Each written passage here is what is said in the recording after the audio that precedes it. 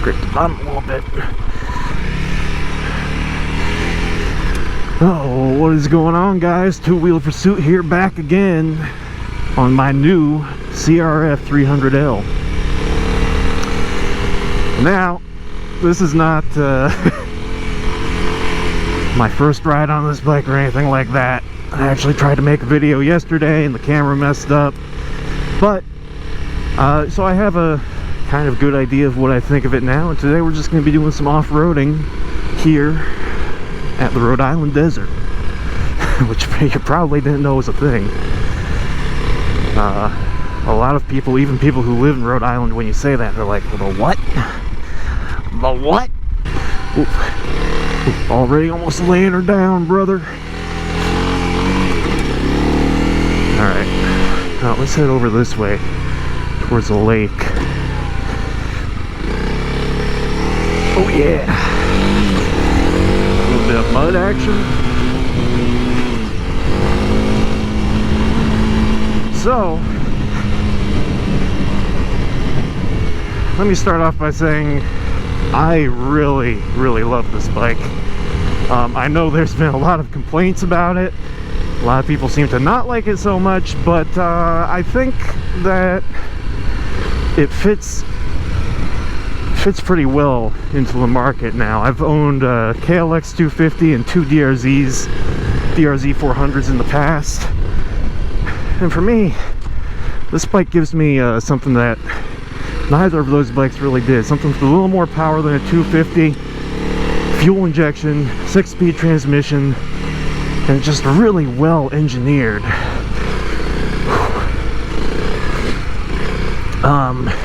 I know a lot of people complain about the suspension.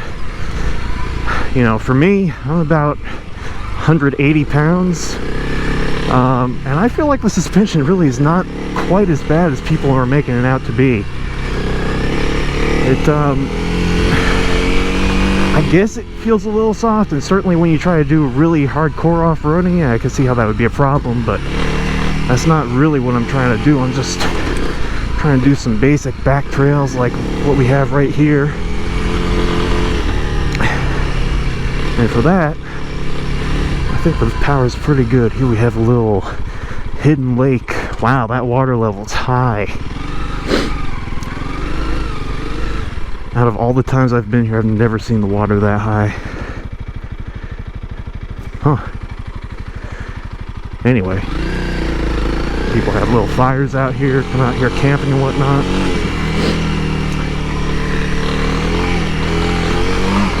See, this bike just, so far, in my experience, it basically will do whatever you want. Like, you want to go up a little hill, the torque just hits very nicely and very linearly.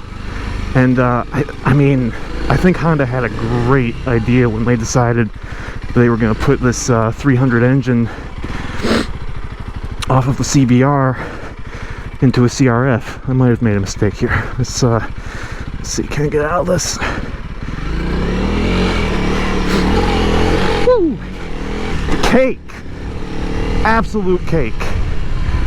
Yeah.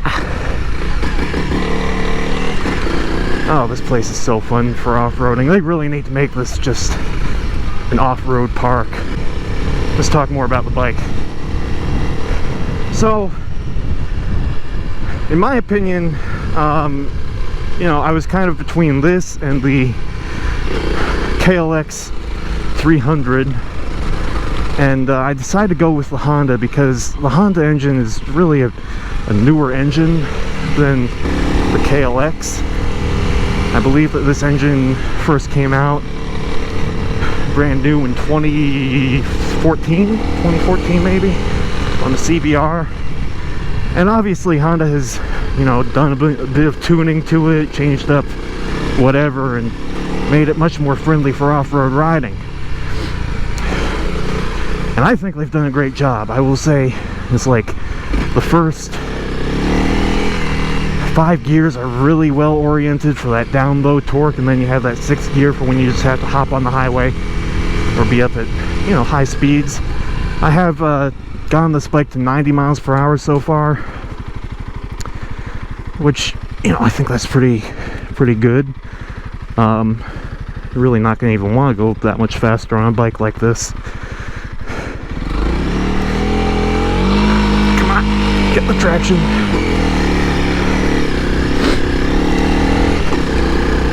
So I will say that the engine is really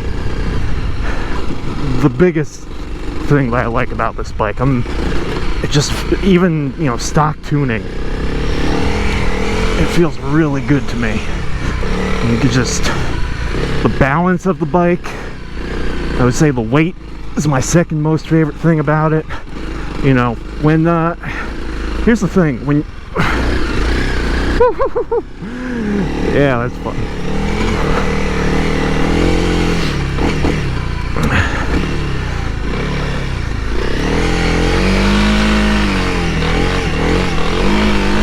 Just has the power to get through that sand, which is real nice. Anyway, the second favorite thing about this bike for me is the weight and the balance of it. It feels like it ergonomically just has really good weight balance between the front tire and the rear tire. And that's something I think that really makes a difference in this sort of riding.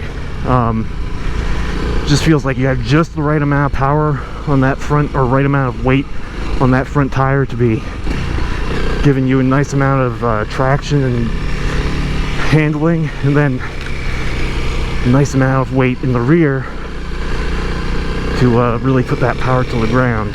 This goes nowhere. Whew. Alright, did not want to break traction there.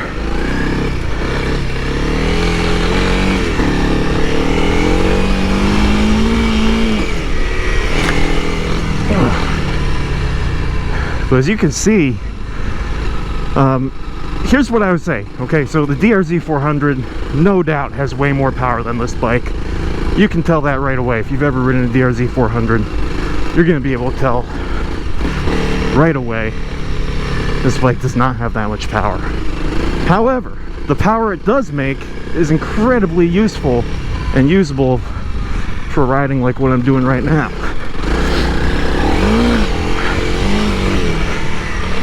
I mean, it just, like I said, the torque just kicks in real nice, real linear, and even in the soft sand, it keeps going in areas that my KLX 250 certainly would not have kept going.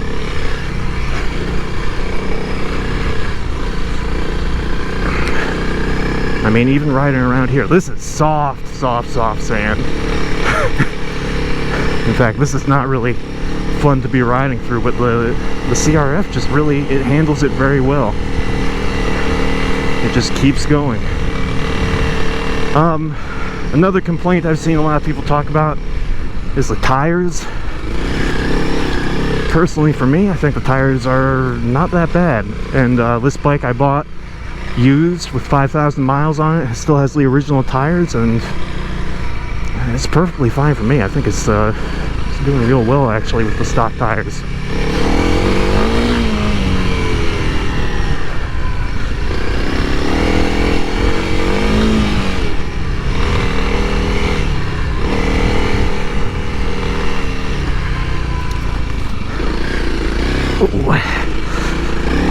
Oh yeah.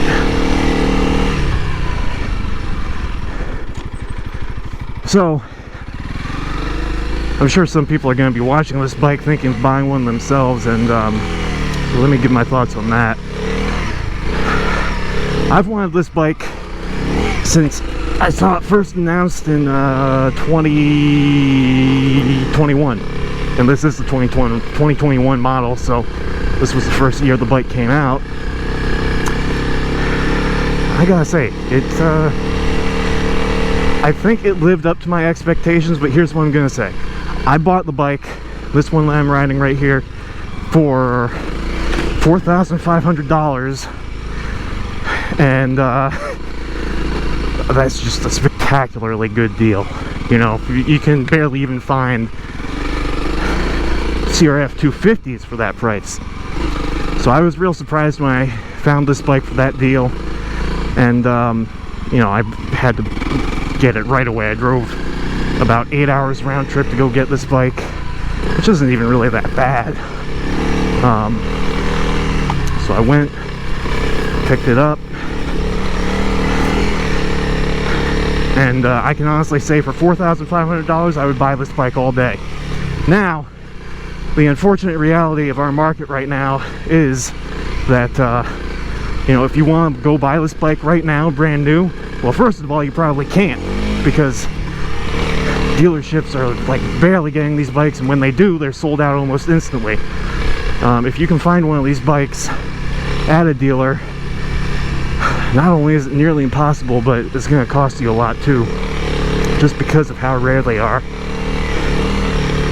So I'd say you're probably looking at about $8,000 out the door buying this bike from a dealer, and that's getting up there. In my opinion, that's spending a little bit much, because when you get to about the $8,000 point, you know, you're getting to the point where you could really probably be getting a used KTM or Husqvarna with, you know, better suspension, bigger engine. Well, maybe not more reliable, but oh, we got some mud here. All right, this is going to be a challenge. Do I dare to go through that? I feel like I can make that.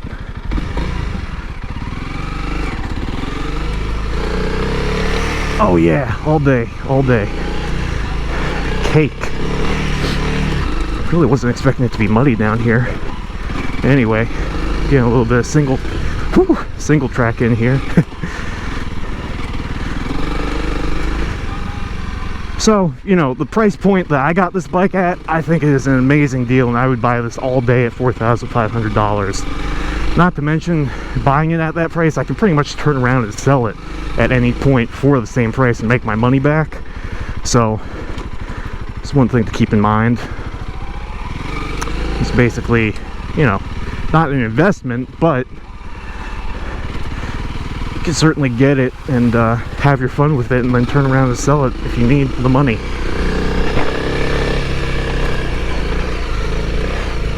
Yeah, you see, that suspension to me actually feels pretty good.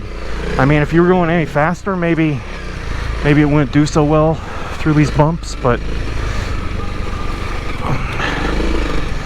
I'm not even sure where I am right now. Wrong? Why did that say wrong? Why did that sign back there say wrong? Oh no. Wrong.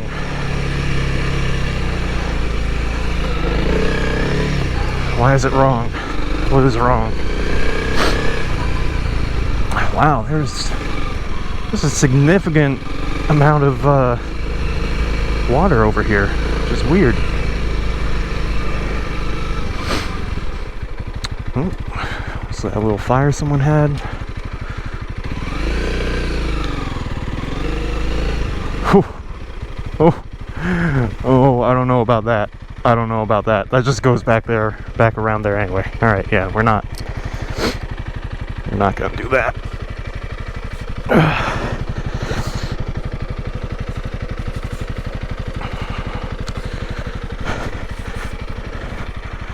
So let's get back to talking about the this bike versus, like, you know, for the price point compared to a Husqvarna or a KTM, some of the more high-end off-road brands. Although you could go with one of those bikes, they are always going to be heavier. At least if you're going to go with like the 701. Dude, what is going on out here today?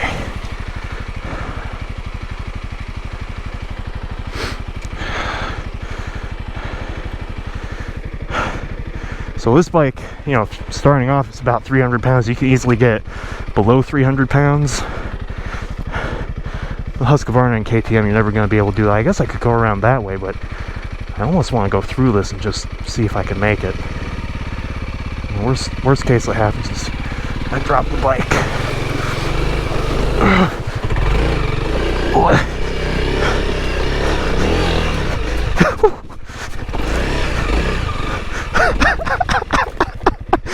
Oh, that was fun. That was real special. Hi, Branch. Hello. Oh, yeah. So, as you can see, this bike can handle quite a bit. Might have made a mistake here. I don't know.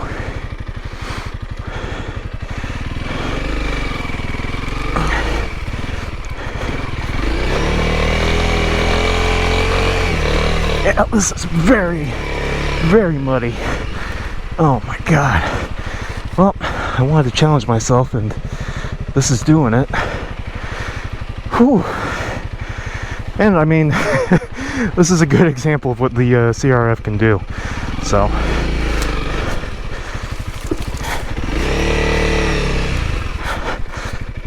man, I might want to turn around here. This whole thing might have been a big mistake, because I don't know how far this goes on for.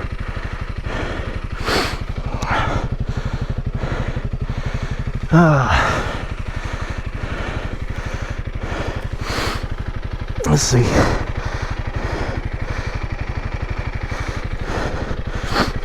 Let's back it up.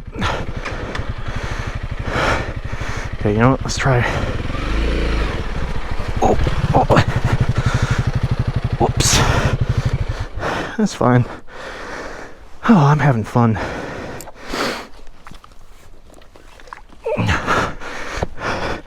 At least the bike is super lightweight. I mean, able to see just how easily I picked it up there. Let's see. Can I get it up this way?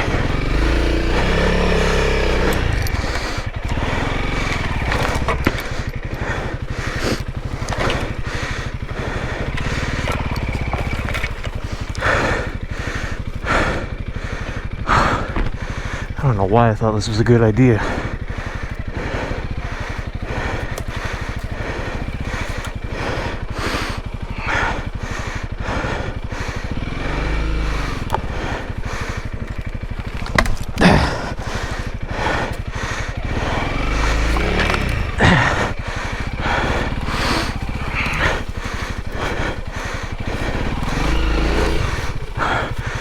Yeah, you see, I mean, stuff like that you can just get over with ease.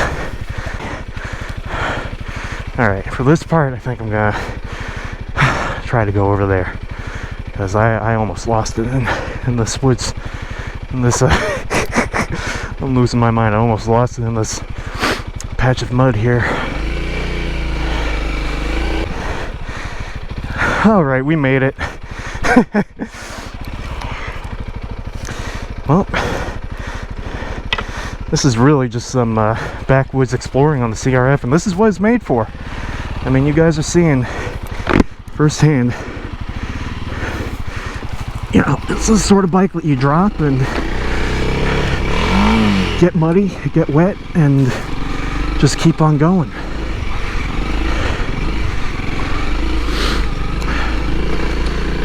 Maybe that's why that sign said wrong.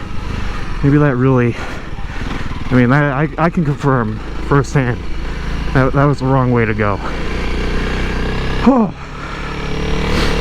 it's fun though.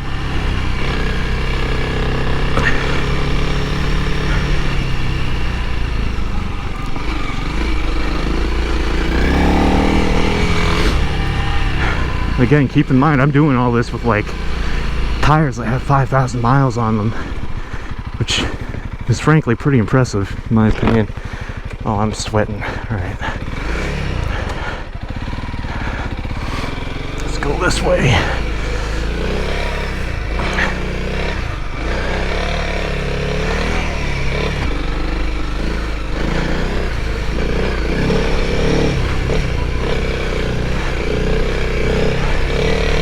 Yeah, I feel like this bike is so well balanced compared to some of the other motorcycles I've ridden, like the even the KLX 250 weighed less than this bike, but to me this bike just feels less heavy than that bike.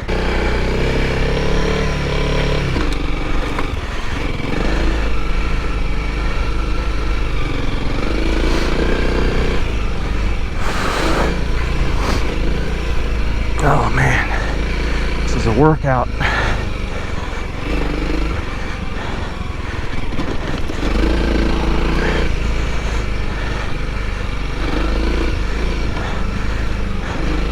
So I guess who would this bike be good for? If you're thinking about getting this bike, have I been here before? Am I like, what is going on here? Okay, I have been here before, right, through there, that's where alright, that's fine, I thought I was losing my mind for a second, but we're good.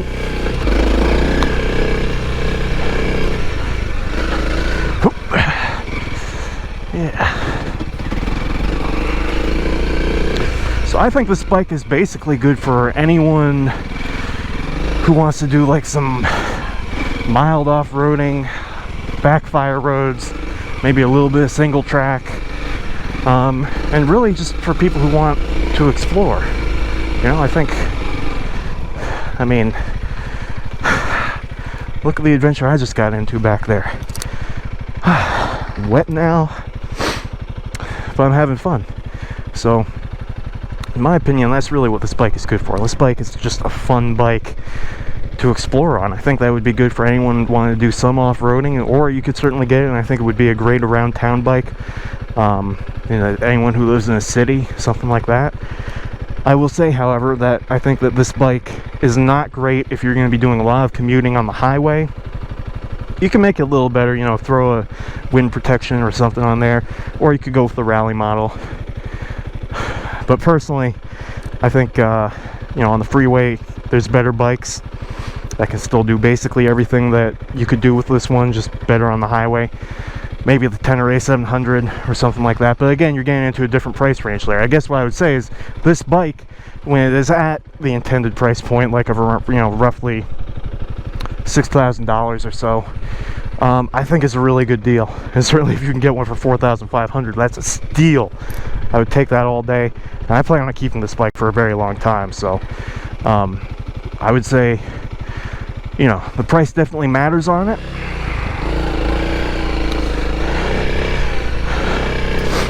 But what you're getting, regardless, you're always going to get the same bike no matter what you pay for it, and I think you'll be happy with the bike no matter what. As long as you're not getting it and expecting it to be something that's not, like expecting it to be a Husqvarna 701 or a KTM 690, I think you should be good. This bike, you know, don't expect for it to have DRZ 400 power, because it's not a 400. Let's see, can I get up this? I bet, no problem, no problem. Look at that, just powering right on through. Yeah, oh yeah, no problem. You see, stuff like that, my Cadillac 250 really struggled on.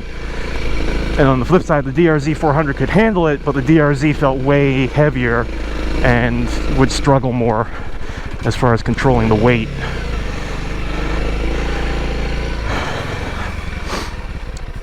Alright, it's nice up here. I like this spot. Okay. Well, so I think you can tell. Wow, it's a little bit messy. I think you can tell I'm a big fan of this bike. And you know, my consensus right now, I've owned it for, you know, almost a month now. Done a fair amount of riding and really put it through its paces, I would say, through, you know, off-roading, highway use, around town. It's just a really great all-around bike for the price. I mean, you're getting Honda reliability, barely any maintenance, and you know, you can really beat on it and have fun with it. And it's going to still be there. It's going to still keep working. Not only that, but you can also, you know, modify it any way you want. Jake the Garden Snake has a bunch of great videos on that. He's done like adventure builds, supermoto builds. I plan to pretty much leave it roughly in the build that it is now, or maybe do an adventure build at some point. But I'm really happy with this bike, guys. And with that being said, I think I'm going to take a little break up here, relax, have some water. But hey, you know, I appreciate you guys watching this video, and I hope you got something out of it. If you have any questions at all about the CRF300L please leave them in a comment down below. And also, if you've made it to this point in the video, that means you are the 1% of people who made it to the end of this video. So also include in your comment that you were part of the 1%. I appreciate it. Alright guys, well, I'm gonna end the video here. Appreciate you guys watching the video. Be sure to leave a comment, let me know what you think. I'll see you guys in the next one.